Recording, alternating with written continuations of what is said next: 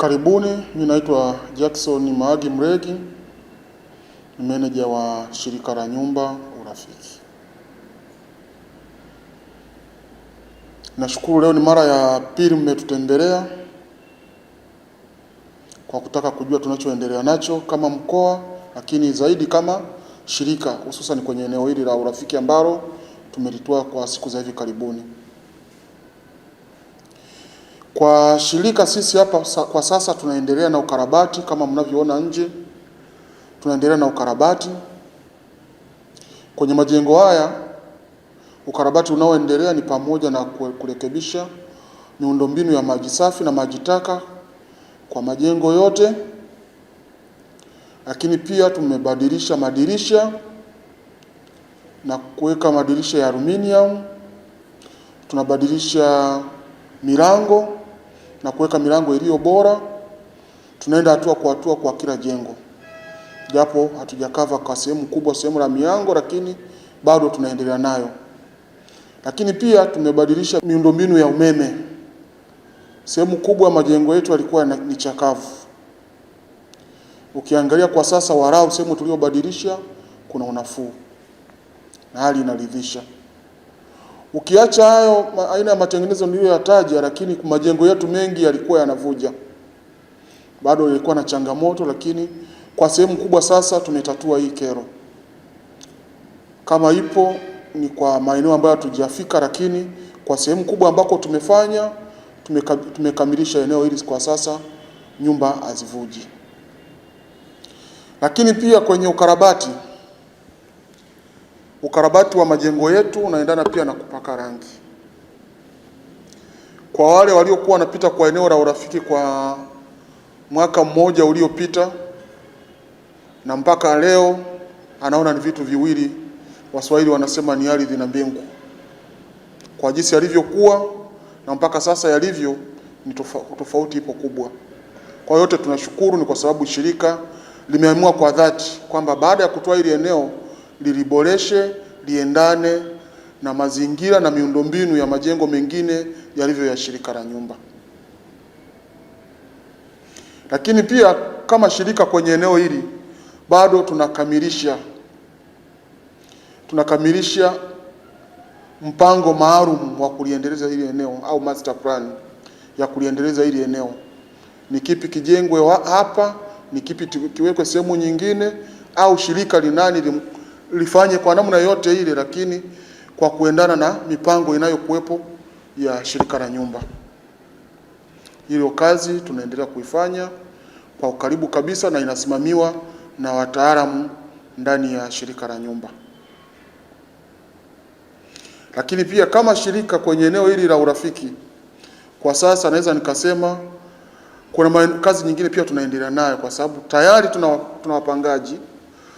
Kwa hiyo tunasimamia wapangaji waliokuwepo tuliokuwa nao kwa kuwasikiliza kero zao, lakini pia kazi nyingine kama shirika ambayo ni kazi mama ni ya kuendelea kukusanya kodi kwa wateja wetu mbalimbali na kupangisha kwa kadiri nafasi ya upangishaji inavyokuwa inapatikana. Mimi niseme kwa kuwa mpango unakamilishwa, lakini pamoja na kwamba unakamilishwa mpango wetu wa kuliendeleza hili eneo, bado shirika la nyumba linatizama hili eneo kama sehemu kubwa ambayo inaweza ikaleta ajira kwa wananchi, ikaleta mapato kwa nchi. Kwa hiyo matumizi yaliyoko ni yale yanayoendana na viwanda. Hatukusudi kuibadilisha kuweka vitu vingine, lakini matumizi yatakayokuwepo ni yale yanayoendana na kilichokuwepo, kwa maana ni kiwanda. Kwenye viwanda lazima tuendane na mipango ya nchi, kwa sababu huwezi kuja tu, kwa sababu kuweka kiwanda lazima uwe umeshapitia kwenye ngazi mbalimbali, mamlaka mbalimbali, lakini pia uje uangalie eneo linaendana. Kwa ndio maana nikasema yataendana kuwa na matumizi yale yanayoendana na viwanda. Kwa hiyo hatuna eneo kwamba hili tumelipanga, hili ni kwa ajili labda ya kuzalisha majembe, hili ni kwa ajili ya kuzalisha kitu gani. Hapana, inategemea na kile na wazo la mteja anayekuja. Eneo la viwanda lipo, tunalo shirika la nyumba. Sio kwamba wajui, wananchi wanajua, wanaendelea kuja. Wanaojua na waliokuwa na nia wanaendelea kuja kuulizia ni kitu gani ninachoweza kuweka hapa. Je, hiki kinaendana na kiweka hapa na kitu changu? Anakuja kuangalia eneo pia linaendana na kitu anachohitaji, kwa sababu pia inategemea, kama nilivyosema, kuna mamlaka mbalimbali lazima zirecommend aina ya viwanda vinavyoweza kukaa humu ndani. Kwa hiyo hilo tu niwakaribishe waje, wasisite kufika ndani ya shirika la nyumba kuuliza, lakini pia wao wameshapita na kwenye mamlaka nyingine za nchi kujua kama tunaweza kuendana nao sawa sawa. Kwa hiyo ukiona sasa hivi tuko hatua za mwisho katika sehemu kubwa nyingi. Kwa hiyo niseme mwaka huu wa fedha pengine mpaka kufikia Juni tutakuwa tumekamilisha. Na tumefanya mpaka sasa hivi, ukiona inapendeza. Uliniuliza swali kwa kuhusu vibanda, lakini na mimi nikakuuliza ulivyokuja kipindi cha mwanzo na cha leo umekuta kuna tofauti? Obvious umesema ndio. Kazi kubwa ambayo tumeifanya pia kama shirika ni kuhakikisha kwamba tunapanga na kuondesha vile vibanda vyote vilivyokuwa vimejengwa kiholela ndani ya estate ya Urafiki. Kulikuwa na wajasiriamali mbalimbali waliokuwepo, lakini sio mpya aliyetoka sehemu nyingine. Tumejaribu kupanga na kuondosha vile vilivyokuwa vimejengwa kiholela kwa wale tuliowakuta tu. Hatutarajii eneo kuwa lifanya ni holela kwa vibanda kwamba sasa kila mtu anaweza kuja. Ni kwa wale waliokuja, lakini pia tunawaaccommodate kwa muda mfupi wakati wao wakijipanga kupata maeneo yao mengine ambayo wanaweza wakafanyia biashara zao za kudumu. Tumeandaa mchoro, lakini tumewashirikisha kwa sababu ni kibanda vyao walivyokuwa navyo, ni mali zao walizokuwa nazo, kwa sababu vile sio mali zetu. Tumewashirikisha kwa maana ya kwamba kama unataka kuendelea kuwepo, sisi tunachokihitaji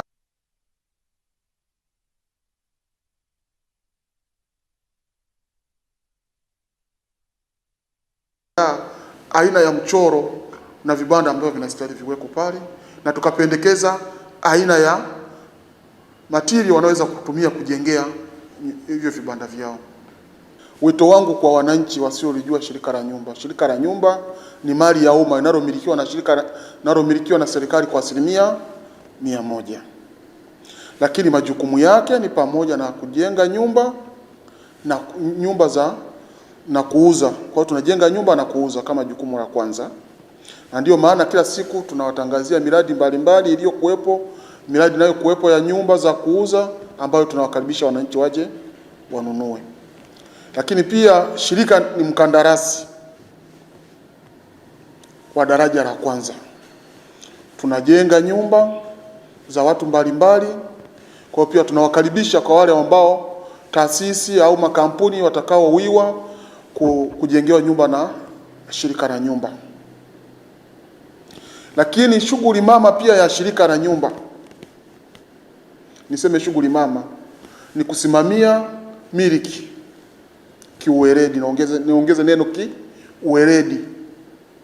Kwa hiyo hao wapangaji tuliokuwa nao tunasimamia majengo yaliyokuwepo toka enzi yaliyojengwa na shirika la nyumba mwaka 62, yale yaliyotaifishwa ikaja ikaunganishwa ikawa shirika la nyumba moja ambao sasa ni shirika la nyumba tu la taifa, baada ya kuwa msajili wa majumba na shirika la nyumba vimeunganishwa vimekuwa kitu kimoja.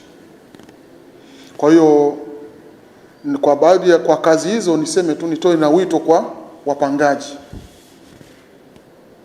Kwa sasa shirika la nyumba,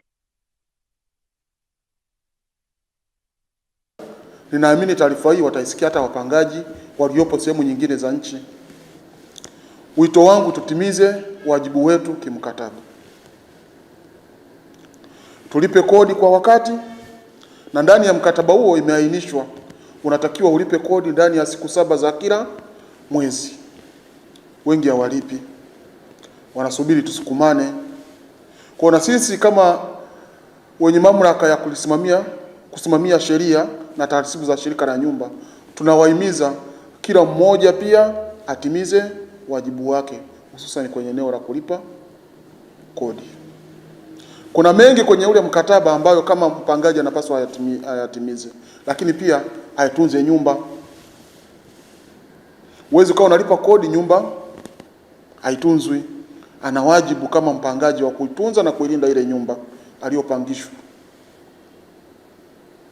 lakini pia ana wajibu wa kuhakikisha kwamba anachokitumia alichopangishwa, kama ni nyumba ya malazi, kama ni nyumba ya biashara, ndicho anachokifanya bila kubadilisha aina ya matumizi. Kikubwa zaidi ni waombe wapangaji wetu nchini kote, nikianza na wa Urafiki ambao mimi ndo nawasimamia kwa 100% na wale wengine, tuhakikishe tunachokifanya kwenye majengo yetu kinaendana na taratibu na sheria za nchi. Huo ndio wito wangu kwa wapangaji wetu, na sisi tumeomba watimize wajibu, na sisi swala la kutoa haki kwao ni la kwetu.